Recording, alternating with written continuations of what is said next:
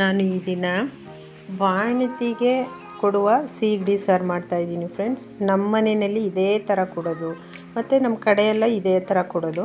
ಹಾಗಾಗಿ ಈ ಥರ ಮಾಡ್ತಾಯಿದ್ದೀನಿ. ಇದು ಕೊಡ್ತಾರೆ. ಇದು ತುಂಬ ಒಳ್ಳೆಯದು ಬಾಣಂತಿಯರಿಗೆ ಈ ಸಾಂಬಾರು ಕೊಡೋದು. ನೀವು ಒಮ್ಮೆ ಮಾಡಿ ಟೇಸ್ಟ್ ನೋಡಿ. ಮತ್ತು ಕೆಮ್ಮು ಮನೆಯಲ್ಲಿ ಶೀತ ಇರೋರು ಸಹ ಮಾಡ್ಕೊಂಡು ಕುಡಿಬೋದು. ತುಂಬ ಹೆಲ್ತಿ ಕೂಡ ಇದೆ. ಹಂಗಾಗಿ ಎಲ್ಲರೂ ಸಹ ಮಾಡ್ಕೊತೀನಿ. ಮತ್ತು ನಮ್ಮಲ್ಲಿ ಏನು ಮಾಡ್ತಾರೆ, ಹಸಿಕಾಯಿ ಕೊಡೋದಿಲ್ಲ ಯಾವಾಗೂ, ಅದನ್ನು ಕೊಬ್ಬರಿನೇ ಹಾಕೋದು.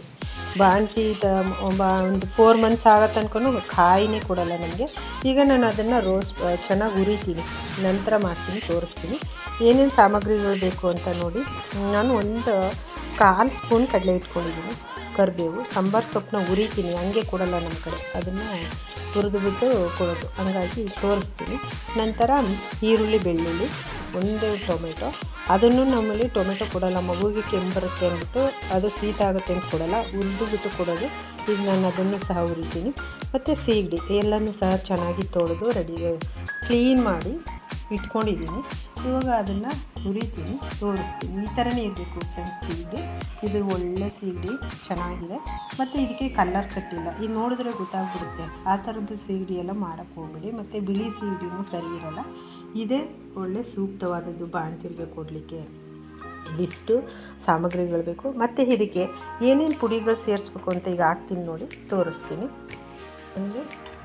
ಒಂದು 3/4 ಸ್ಪೂನು ಅಚ್ಚ ಪುಡಿ, 1/4 ಸ್ಪೂನು ಗರಂ ಮಸಾಲ.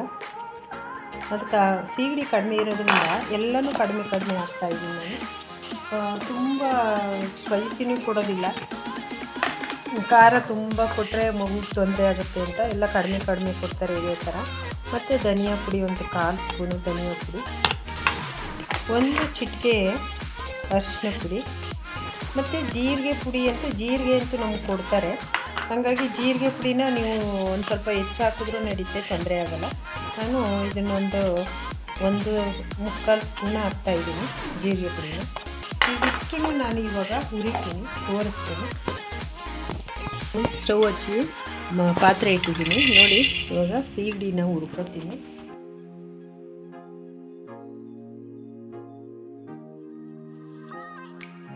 ಇದಕ್ಕೆ ಯಾವಾಗೂ ಮೊಟ್ಟೆ ಹಾಕಿ ಮಾಡ್ತಾರೆ, ಅದರ ಮೊಟ್ಟೆ ಹಾಕಿ ಮಾಡೋದು ಕಾಂಬಿನೇಷನು. ಆದರೆ ನಮ್ಮ ಮನೆಯಲ್ಲಿ ಬಾಣಂತಿನಲ್ಲಿ ಮೊಟ್ಟೆ ಕೊಡೋದಿಲ್ಲ, ಬಾಣಂತನಕ್ಕೆ ಮೊಟ್ಟೆನ ಸೇರಿಸೋದಿಲ್ಲ. ಒಂದು 3 ಮಂತ್ಸ್ ಆಗಬೇಕು, ಎಲ್ಲ ಈ ಥರದೇ ಫುಡ್ ಕೊಡೋದು. ಹಾಗಾಗಿ ನಾನು ಸೇರಿಸಲ್ಲ.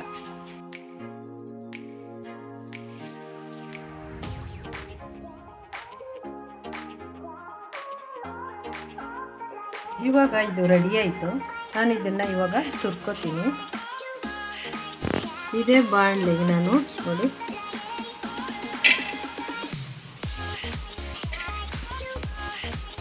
ಇದನ್ನು ಚೆನ್ನಾಗಿ ಕೊಬ್ಬರಿ ಆಗೋ ತನಕನೂ ಹುರ್ಕೋತೀನಿ ನಾನು.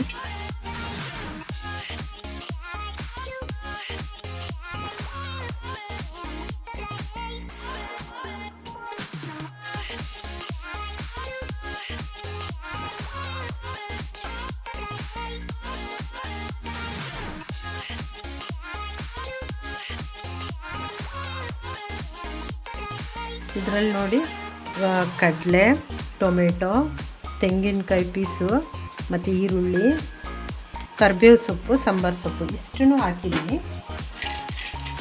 ಎಣ್ಣೆ ಹಾಕ್ತೇನೆ ಹುರಿತಾ ಇದ್ದೀನಿ.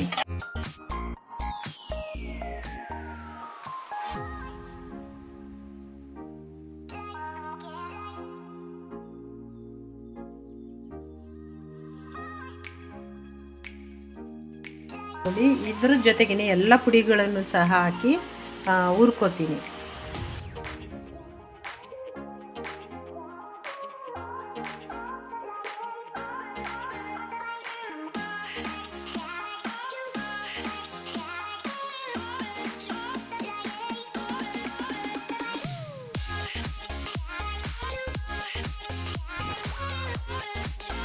ಇವಾಗ ಆಫ್ ಮಾಡ್ತೀನಿ. ಆಫ್ ಮಾಡಿಬಿಟ್ಟಿದ್ದು ತಣ್ಣಗಾಗಲಿಕ್ಕೆ ಬಿಡ್ತೀನಿ.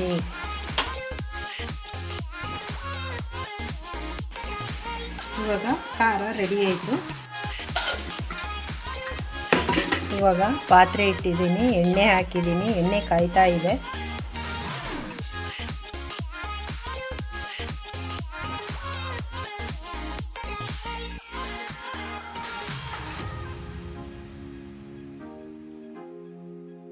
ಈರುಳ್ಳಿ ಮತ್ತು ಬೆಳ್ಳುಳ್ಳಿ ಇವೆರಡನ್ನೂ ಸಹ ಸಾಸಿವೆ ಹಾಕಿ ಈರುಳ್ಳಿ ಬೆಳ್ಳುಳ್ಳಿ ಸೇರಿಸಿದ್ದೀನಿ.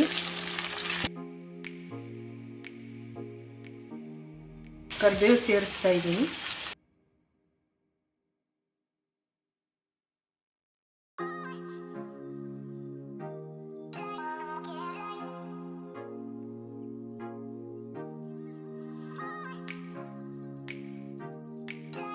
ಇದಕ್ಕೆ ರುಬ್ಬಿರೋ ಮಸಾಲೆನ ಸೇರಿಸ್ತಾ ಇದ್ದೀನಿ.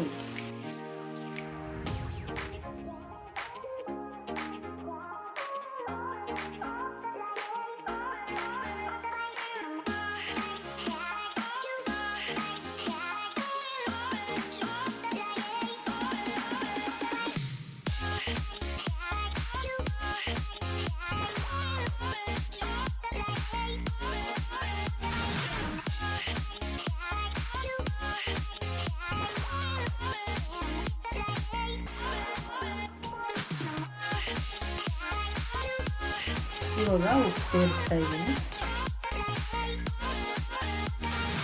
ಇದು ರೆಡಿ ಆಯಿತು. ಇದು ಒಂದು ಕುದಿ ಬಂದಮೇಲೆ ನಾನು ಸೀಗಡಿನ ತೊಳೆದು ಸೇರಿಸ್ತೀನಿ. ನೋಡಿ ಇವಾಗ ಕುದೀತಾ ಇದೆ. ಸೀಗಡಿನ ಇದರಲ್ಲಿ ಹಾಕಿ 2 ಸರಿ ತೊಳೆದು ಹಾಕ್ತೀನಿ.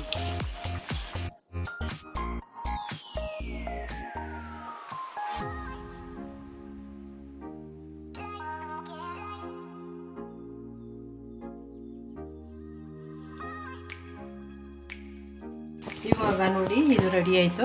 ಇದನ್ನು ಸಣ್ಣ ಉರಿನಲ್ಲಿ 5 ನಿಮಿಷ ಬಿಡ್ತೀನಿ. ಮೀಡಿಯಮ್ ಉರಿನಲ್ಲಿ 5 ನಿಮಿಷ ಬಿಡ್ತೀನಿ, ನಂತರ ಆಫ್ ಮಾಡ್ತೀನಿ. ಇವಾಗ ನೋಡಿ ರೆಡಿ ಆಯಿತು. ನಾನಿವಾಗ ಇದಕ್ಕೆ ಸಾಂಬಾರು ಸೊಪ್ಪು ಹಾಕ್ತಾಯಿದ್ದೀನಿ. ಇವಾಗ ಸರ್ವ್ ಮಾಡ್ತೀನಿ, ತೋರಿಸ್ತೀನಿ. ಹಲೋ ಫ್ರೆಂಡ್ಸ್, ನಾನು ಈ ದಿನ ಬಾಣತಿ ಸಾಂಬಾರು ಫ್ರೆಂಡ್ಸ್, ಇದು ಬಾಣತಿಗೆ ಮಾಡುವಂಥದ್ದು ಸೀಗಡಿ ಸಾಂಬಾರು. ಇದನ್ನು ಮಾಡಿದ್ದೀನಿ. ಒಮ್ಮೆ ನೀವು ಮಾಡಿ ಟೇಸ್ಟ್ ನೋಡಿ, ತುಂಬ ಚೆನ್ನಾಗಿರುತ್ತೆ, ಸೂಪರಾಗಿರುತ್ತೆ. ಮತ್ತು ಇದು ಮಾಡೋದ್ರಿಂದ ಹೆಲ್ತಿ ಕೂಡ, ಎಲ್ಲರೂ ಸಹ ಊಟ ಮಾಡ್ಬೋದು. ಬಾಡಿಗೆ ಶೀತ ಸೇರೋದಿಲ್ಲ, ಕೆಮ್ಮು ಬರೋದಿಲ್ಲ, ಮಕ್ಕಳಿಗಂತೂ ಪರಮೌಷಧಿ. ಎಲ್ಲರಿಗೂ ಮಾಡಿಕೊಡಿ. ಇದು ಬಾಣತಿ ಸಾಂಬಾರು, ಬಾಣತಿ ಸೀಗಡಿ ಸಾಂಬಾರು. ಇದು ಹೇಗೆ ಮಾಡೋದು ಅಂತ ನೀಟಾಗೆಲ್ಲ ತೋರಿಸಿದ್ದೀನಿ. ಹಾಗೆ ಮಾಡಿ ಊಟ ಮಾಡಿ, ಖುಷಿಪಡಿ. ಹಾಗೆ ಲೈಕ್ ಮಾಡಿ, ಶೇರ್ ಮಾಡಿ, ಕಮೆಂಟ್ಸ್ ಮಾಡಿ, ಸಬ್ಸ್ಕ್ರೈಬ್ ಮಾಡೋದು ಮರಿಬೇಡಿ ಫ್ರೆಂಡ್ಸ್. ಪ್ಲೀಸ್ ಸಪೋರ್ಟ್ ಮಾಡಿ ಫ್ರೆಂಡ್ಸ್.